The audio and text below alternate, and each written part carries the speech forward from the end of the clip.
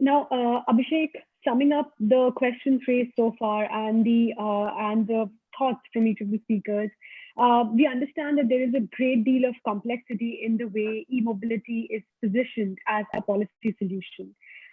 It can be an intermediary outcome, a transition pathway, or even a means to aim for achieving high levels of sustainability in our transportation system.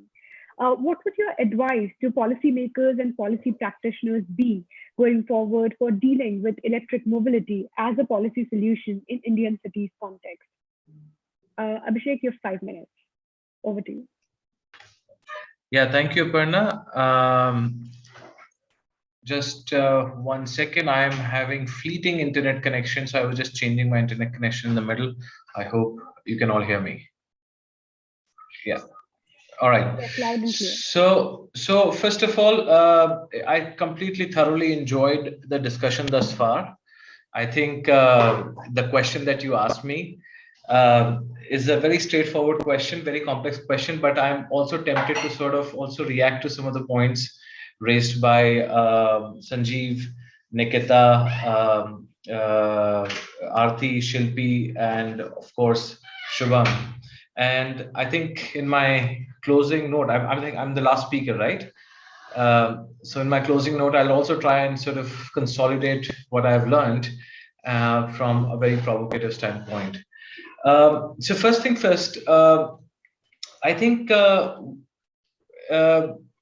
before we, since you asked the question about cities, even before we start talking about electric mobility and the intersection with pollution and emissions, I think we need to understand the character of our cities, and that's a very important perspective, because one issue that kept coming back again and again, and still keeps coming back, is planning. How do you really plan the transition? How do you really plan the integration? And so you have about 4,000 cities in India, 4,000 cities plus towns that are in India. Everyone knows that 8 of them are metropolitan, 104 tier 2, rest of them tier 3. This classification happens intermittently by they pay commissions, etc., etc. But the major reason for this classification is that you understand the concentration of economic activity and living expenses, and why that is an important point to be taken into consideration is that EV is just like any other product, which in the current at the current pricing points only caters to the top 5%, 10% population. If you look at Indian economy from a GDP perspective, then about 5 or 6 states contribute to about 60 to 70% GDP. So conflate the two things together, and you have a very limited market for electric mobility, happening only in a few cities. From a pollution perspective, though, I would say, since you're asking the question on pollution as well, I would say that it is a good news, because one can safely assume that you have vehicular tailpipe emissions more in those places which are more densely populated. So if you have consumption on electric mobility happening primarily to start within those cities or states, you are also addressing the pollution problem. So I think you have both kind of situation, but I think the bigger problem there is, and I think some people have already touched upon it, is a consumption problem. 120 crore people in this country do not really have money to consume electric mobility. So it is going to take a while before we have the solution, a solution which can be implemented at scale. And of course, there are other things that prohibit scale, and I'm going to come to it in a moment. But even before that, let's think about how we've understood pollution per se. If you look at the intent of the auto fuel policy of 2005, you would see that emissions is only one area. You know, when you look at containing pollution, you talk about essentially four of the categories, which is vehicular technology, fuel quality, inspection, maintenance of in-use vehicles, and road and traffic management. Unfortunately, our focus often goes on the first two aspects only, perhaps because of the fact that in the other areas, the state capacity is pretty low. And so the pollution is the point I'm trying to drive home. The pollution emission issue is not just the issue of that relates to vehicle alone. It has many other dimensions, which will continue to remain as important dimensions even when you have electric mobility. Take, for example, road dust. Rajasthan, 46%, West Bengal, I think 61%. I have like crazy statistics on road dust. Now, can you contain road dust through electric mobility? I doubt. So that was my first provocative point that I wanted to throw out. The second thing is, even before we talk about cities, let's just think about whether we will be able to implement the solution of electric mobility in our cities. And that's where a couple of problems are there. Electric mobility is an extremely expensive proposition. I mean, just look at automotive companies. They need to have product development, scalable manufacturing, after sales service, maintenance efforts, integration of automotive electronics and software. So, if you look at the current economic geography, all these solutions are likely to once again come into those states where you already who have better record on doing business criteria, so to say. Which means that even with a new sector like electric mobility, one will be unable to expand the economic democracy and economic geography of the country. So that worries me because we're talking about a new transition, a new sector to embrace, but would tend probably is likely to remain concentrated in the existing geographies rather than expanding the economic geography of the country with new sectors across the country. And I thought that's an important point to throw when we talk about not just electric mobility but also how new sectors should be looked at. The second thing is that even with the electric, you see that there are a lot of disruptions that are happening. A major disruption is that the large auto manufacturers make hundreds and thousands of spare parts which are sold. So the entire supply chain is still in favor of large automakers, which are conventional fossil fuel automakers.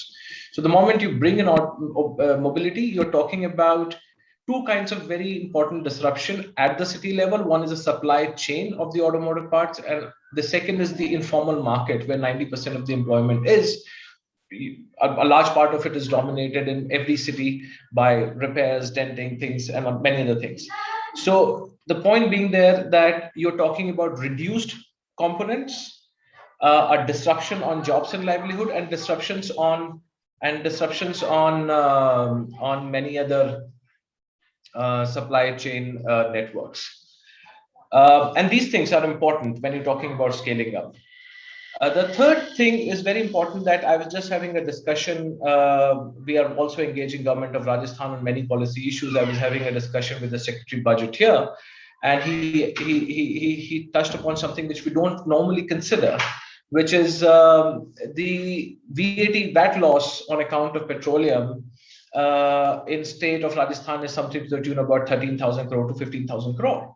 So even if you integrate it optimally, what are your plans of offsetting the tax gains or revenue gains that are coming from the existing revenue system, particularly in light of the fact that you do not really have a very good fiscal health both at the state and at the central level, and the redistribution has been coming down over the years. So with that background, a couple of things that I would quickly like to reflect on. It's very important if we are looking at the intersection of electric mobility and pollution, then how do you really touch scale? I think the first thing to remember is that even the biggest players can't bring scale. The Teslas of the day cannot bring scales. But what the Teslas of the day can do, and in that case, I'm happy that Tesla is coming, is that they can stir up the ecosystem activity. They're certainly not going to sell cars to the masses.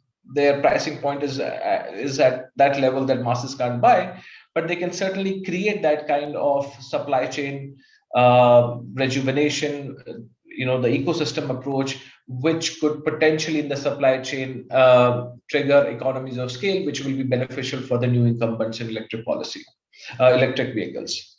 The second point is that uh, you will also need the existing large players, the TVS and the heroes of the day, who have rather large influence on the supply chain to become strategic partners. And that's also important because if you look at the competition landscape of electric mobility, one or two or three or four, five players are getting all the funds and are big and are able to innovate, while there are a large number of players who are not able to. So I think there's a great case to be made in strategic partnership with smaller players, with large players to again start up supply chain, but also provide some kind of a level playing field in the electric mobility paradigm, which will be again in for the ultimate benefit of consumers. And I think a couple of other things, of course, the fiscal policies that are coming out, the tax policy, for example, subsidy has been increased on two-wheelers by 50%, great, and that should really, really happen.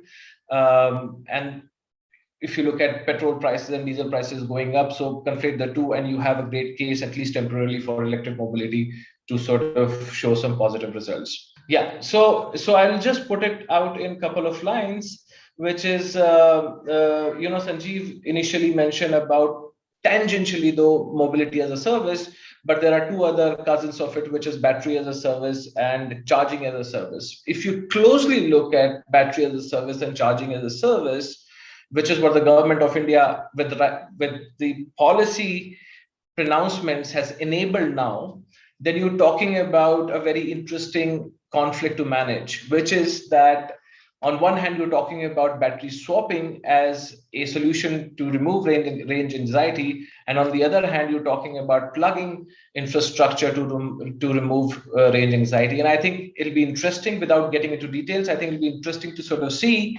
how these two things will evolve, particularly in light of the fact that big guys like Ola Electric have moved away from battery as a service to really integrating battery into their solutions. So I think I'll just keep it at that. The final point that I would say is that this conversation would remain incomplete in as far as the transition to electric mobility is concerned if we do not put our minds together with the people who are on this panel and with the broader coalition on really developing a taxonomy of sustainable activities within the transportation sector. EV will be one part of it, but I think within EV we will also have to look at what is really can be classified, defined as a sustainable activity. And once we have that, we'll be able to rightly channelize sustainable finance around these things. And I think together that will also help us understand the pollution problem through emissions in a better way. Thank you very much. Thank you very much, Abhishek, and all panelists for sharing your thoughts, your ideas, and the recommendations, sharing your overview of the barriers and challenges that the sector will have. I'll now open the floor to Q&A and discussions. Though strange, I haven't received any question and answer in my chat box. I hope people have thought through their question. I would request students, request participants who've joined us to send in their questions in the Q&A box so that we can take them up each and ask the panelists to address those. And in the meantime, I have two questions already from Soumya and Bhavya. Bhavya Pandey is a young student at Ramjas College, Delhi University. She's an intern with the Climate and Energy program at ORF. So she asked that due to the nature of EVs, manufacturers will be more like digital tech companies rather than traditional automakers with multiple components generating and assessing rider data. What are some of the policy challenges with regards to cybersecurity and data protection that emerged from this, and what are some ways to address them?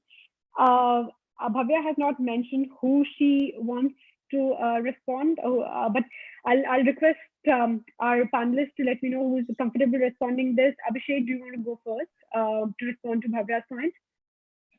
Yeah, I mean, Bhavya, of course, since you've asked that question, you're already aware of what are we talking about within the data privacy and protection regime. But just to quickly reflect in the context of electric mobility, I think there's a wealth of data that is collected from say just the charging infrastructure. You have the mileage, you have the battery condition. You can understand very, very complex things about transportation just through a charging infrastructure data point. The issue there really is not so much about what you can do with the data.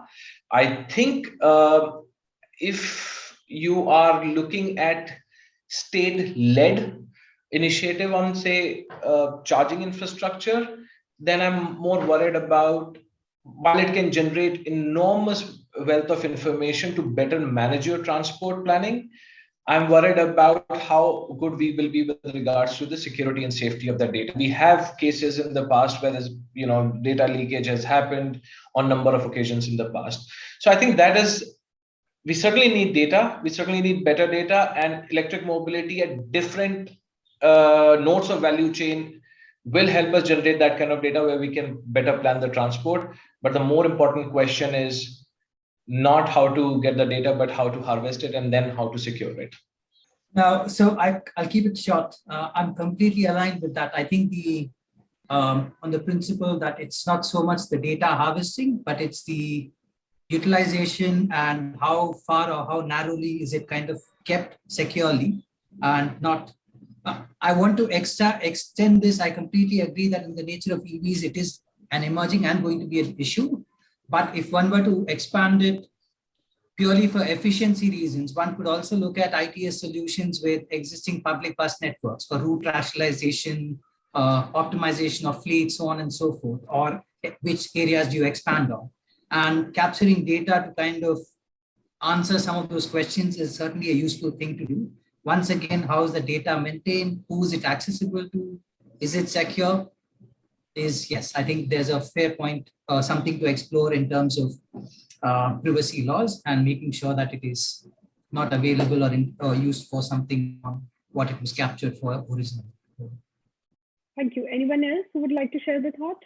Should we move forward? We have questions coming in. Okay, so I'll take another question, a very interesting one. We've got this from Niyati Gajar. I hope I'm telling you correct. She is from BK School of Management. She writes that if someone is injured and we want to take him to the hospital, then what people will choose, electric vehicle or petrol? It's very obvious that would be petrol. So is it something that consumer have trust issue for electric vehicles? If it is such, then how will you solve it? Shilpi, Shubham, and if you would want to take the question, she hasn't mentioned who she wants to pose the question to. Hello. Shubham, can I pose the question to you? So it's not about the range of electric vehicle, like how much kilometers it can charge on, how much kilometers it can go per charge. It's about the anxiety we are getting. So she mentioned a good point that whenever if any urgency is there, if any emergency is then how will EVs perform better than ICE? So if the availability is more, we will be having less anxiety about it. So consider your mobile phones, right? If we are not having the chargers with us, we will be obviously feeling anxious about how we will get it charged. So it will be totally about the availability. If the charging infrastructure is available, I'll be caring less about getting it charged. I'll be enjoying the ride more. So I think it's about anxiety, not the tech problem. So whenever we will be getting the charging infra ready, we will be not having such kind of problems. Aparna, may I just comment on that? Yeah, please, Abhishek, go ahead. So we did a consumer survey last year, particularly on this issue, and it's very interesting that a consumer, while broadly would want electric mobility to be more prevalent, but is not ready to change its own behavior on number of things. For example, time to refill at a gas station, for example. And distances to travel and number of things. Since Shubham mentioned about charging infrastructure, even the fastest charging infrastructure is going to do it in for a car for about 15 minutes or 10 minutes. I don't know. The time period is much longer. So there is a very great deal of inconsistency when you go and do a consumer behavior check and with what is available as a solution to remove range anxiety. And in that sense, I was trying to bring that point where the battery as a service would perhaps be a better option than charging as a service. But again, both are sitting at each other's neck. So we'll have to really see how that evolves. I would also Right, like great. to add something to this question. Yeah, So, Shilpi, go ahead. yeah, with the advancement in technology, in the charging space also, we are seeing a lot of technology coming in, like battery swapping, be it fast charging. So the situation that the participant has raised, that while going to a hospital, will I opt for an electric vehicle or a ICE vehicle? I think, I mean, range anxiety issue is getting addressed with new technology options like swapping or fast charging. And similar situation can arise with the ICE vehicle also, saying that no, the vehicle doesn't have enough fuel to take the person to the hospital. So I think with technology advancement and with implementation of charging infrastructure, government, private sector, everyone is planning to have a robust charging network. So these things will address issues regarding this and definitely gain the customers' confidence on EVs. Right. Thank you so much, Shubham, Abhishek, and Shilpi. Abhishek, we have a question for you again from Soumya Shahi. She is an intern with the Observer Research Foundation's Climate and Energy Program. And the question she asks you is, we are considering EVs as a solution to the problems of the past, whereas carbonization of the atmosphere is concerned. However, in a country like ours, wherein the power supply is heavily carbon intensive, should it not be viewed as a double-edged sword? And her second question is, we are incentivizing the manufacturing of EVs, but what happens to the already established automobile manufacturing unit? Is there any strategy to integrate the two without looking at replacing the existing system? Her second question is to all panelists. So Abhishek, you go first, and all of you are invited to take the questions. Take the question and answer those. Abhishek. Yeah, no, the answer is, I mean, I don't have the entire answer, but you're absolutely right. But listen, I'm going to take the second question first. The thing is, let's just see where we were even before we started talking about automotive sector. With respect to, electric vehicle as an issue. We were as an economy slowing down. Our consumption on vehicles that we were typically consuming was going down. So of course, automotive sector was already in a bad place to begin with. In one sense, EV has kind of rejuvenated that approach, but at a price point at which it is available, I don't think, it can at max be a little bit of entertainment for those who can consume, but it's still not a solution for masses. So I'm not so worried about the thermal footprint of power plants and all of those things, because the size and the segment would remain small. The second thing, let's not forget, while we're talking about EV and pollution and all those important things, the second-hand car market is also going up very, very fast. I mean, at phenomenal percentage. So you have another thing that is colliding, which is, and so you have a circular economy concept, which is in recycle, reuse. So at least it's a reuse concept, which is now sitting next to a new technology, which is electric mobility, in a paradigm which is dominated by low consumption. So I think these are the three things that we need to evaluate very carefully and calibrate our approach through that. Yeah, thank you, Abhishek. Sanjeev, go ahead. Thanks. Now, I just want to make a couple of points. The first is the introduction of EVs on scale, however we choose to define scale, is one thing. It should not translate into a never-ending pipeline of private vehicles. I don't think that's something I'm certainly not suggesting. We should be emphasizing on improving public transport. I think Nikita clearly made the point about the fact of the proportion of our population that relies on cycling or two-wheelers by extension as their primary vehicle choice.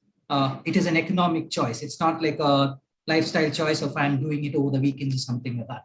I just like to throw in another statistic, which is anywhere between 19-20% to about 39%, the highest being in Kolkata, still walk to work within a range of 5 to 7 square kilometers in cities. So I'm just wanting to make the point of EVs in and of itself should also not be seen as the silver bullet which is going to solve multiple issues. And completely the other side to it, by other issues, I'm talking even about issues like the economic aspirations of beyond the first 15% or beyond the first 20% in this country. It's not going to come through this single kind of sector or this thing. It certainly is a contributing area. Though, I mean, it's like a positive contributing area.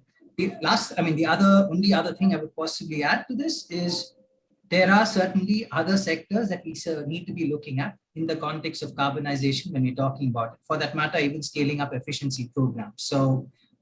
And losses, and so transmission losses, so on and so forth. So I just wanted to say that it is a bit of, again, a rubric of multiple things that kind of sit together when we're talking about carbonization. Thank you so much, Sanjeev. Nikita, would you want to make a point on this? As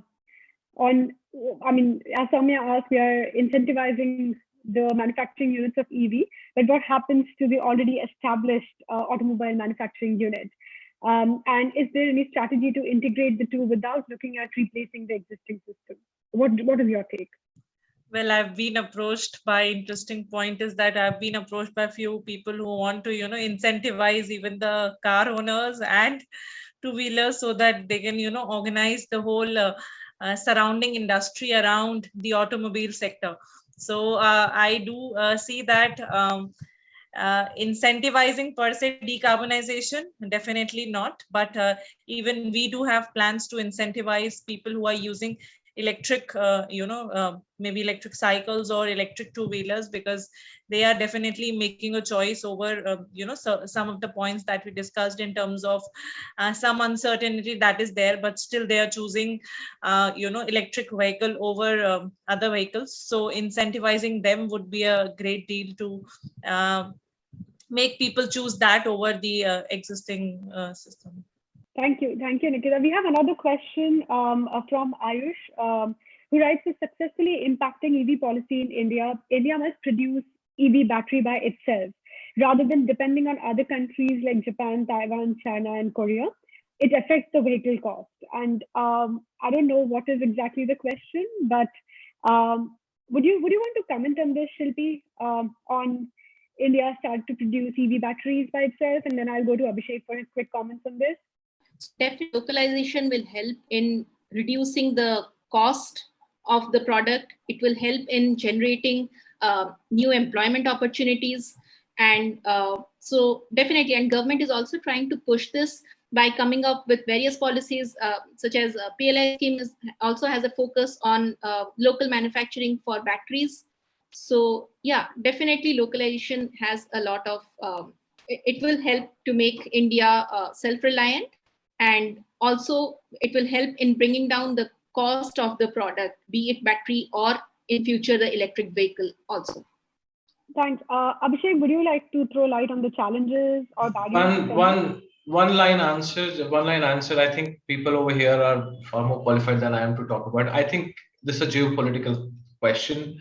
We can't be Atmanirbhar on battery production if we don't get the lithium ion producing countries to collaborate with us, and that requires much more another level of conversation, which probably will be befitting for another platform. Thanks. Anybody else has a take on this, or participants? I again request you all to pose your question. We are almost towards the end of the session. We have more 5 minutes to go. So if anybody else has any question, please type down soon on the question and answer box. I'll take it up, or else we'll have to wrap up this session really quick. So if any of the panelists have any cross questions for each other, any thoughts to share, anything where we couldn't, any points that you couldn't make at that time, please go ahead. I think I have another question from Akash Kapadia, DPPG. I don't know what that means, but okay. So Akash's question is, can we use aluminium battery instead of lithium-ion battery? Yeah. So in case of aluminium ion batteries, they fall in the category of metal ion batteries. And there are two companies, Log9 and I don't know the other company name. They are working on aluminium cells. So the previous question was about building cells here only. There are three major manufacturers, Toshiba, Tata, and one Denso company is there. So these three manufacturers are building cells itself in India. So we can make our own battery packs soon. Within 2 to 3 years, we will be making that. And apart from these three manufacturers, there are three more manufacturers of cells near Andhra Pradesh and Karnataka. So they are making cells also. So obviously, aluminum cells are having more energy density. They have high safety value. They have high number of cycles. We can use them. But for recharging them, we have to change the electrode material. So for any aluminum air battery, we have to change the electrode material for charging it. So it is not viable for now. Those companies are working on that as well. So whenever it will become viable, we will be obviously using aluminum ion cells for that. Yeah, so thank you so much, Shubham. I think we don't have any more questions coming in, but thank you, panelists. It has been a very exciting round of discussion. Thank you for coming over, sharing your thoughts and exciting overviews on the EV sector. I hope that we will collaborate soon on multiple issues around EV, and we work around knowledge products, and we meet soon in for such forums. Thank you very much to all of you, and hope to see you soon. Thank you so much.